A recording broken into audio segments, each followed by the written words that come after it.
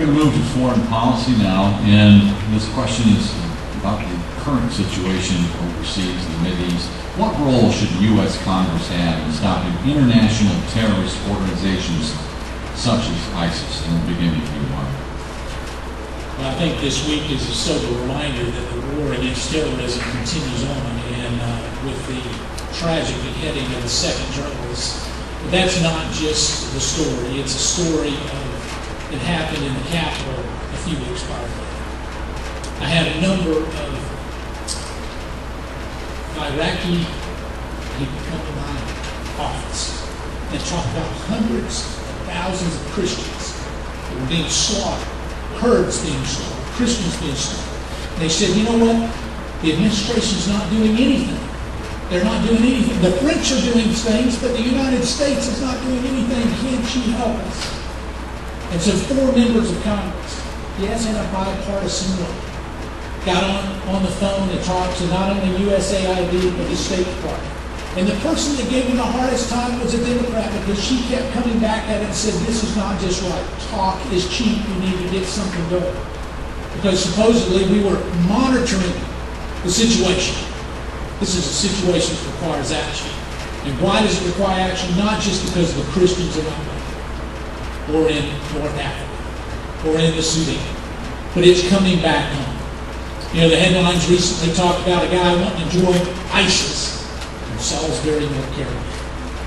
It is right here in our backyard. There are cells here. When you look at Charlotte, we had Hezbollah cells here that looked at blowing up the courthouse and sent out a death threat against those that prosecuted. We have got to stand up. Cutting and taking an indecisive wait-and-see approach is not what we need to do. Cutting the military is not the way to do. We don't have to put boots on the ground. We've got Kurds that can handle it there, but we have to make a decisive action, and we need to be firm. That's a real humanitarian response.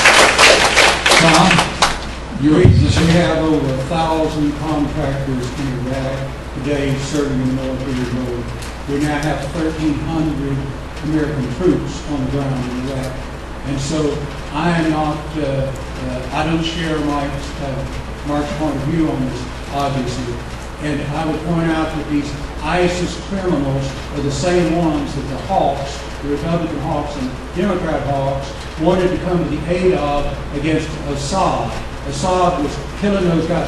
We have to go in there. Those people are being slaughtered. How bad it is. Look how he's gassed these guys.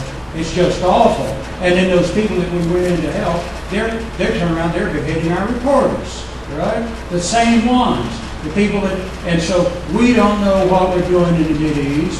And one day the Republicans want out, and the next day they want to impeach Obama for not going in. It's a flip-flop. And we don't know what we're doing. We need to get out of there. We need to give humanitarian aid to people who are fleeing from these wars.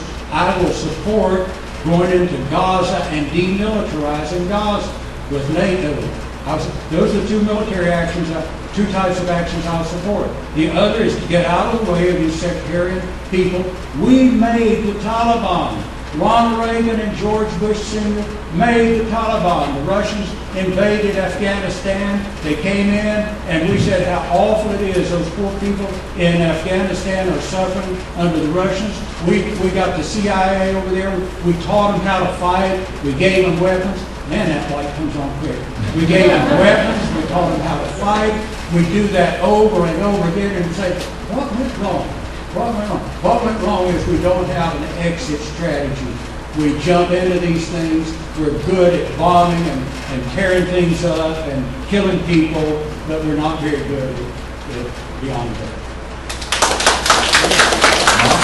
Well, I disagree with Tom. I know foreign policy like the back of my head. I've met with 89 ambassadors. I've met with the ambassador of Iraq.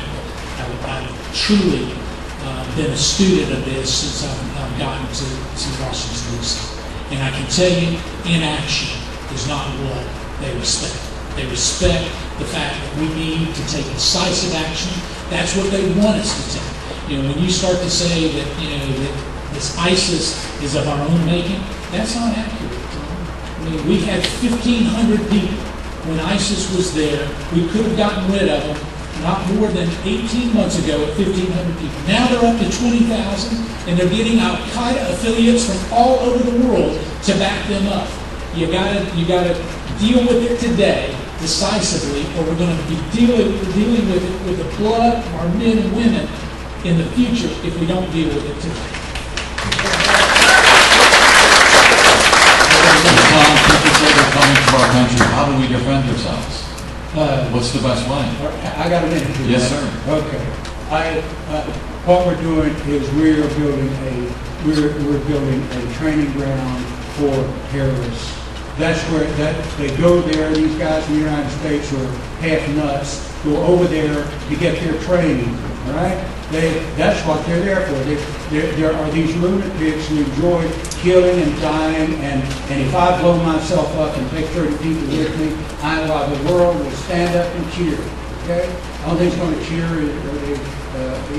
Only thing it's going to take notice is the bomb that goes off. I mean, it's just idiocy as to what these people are doing. Now, we are providing a training ground. We're providing a training ground over there for them, and I want that to stop. Ask the people at the Boston Marathon if they thought fighting those wars over there made them any safer. The Russians knew who the terrorists was, and who the terrorists were, and our own intelligence did not. I could not disagree more, and we need to stop.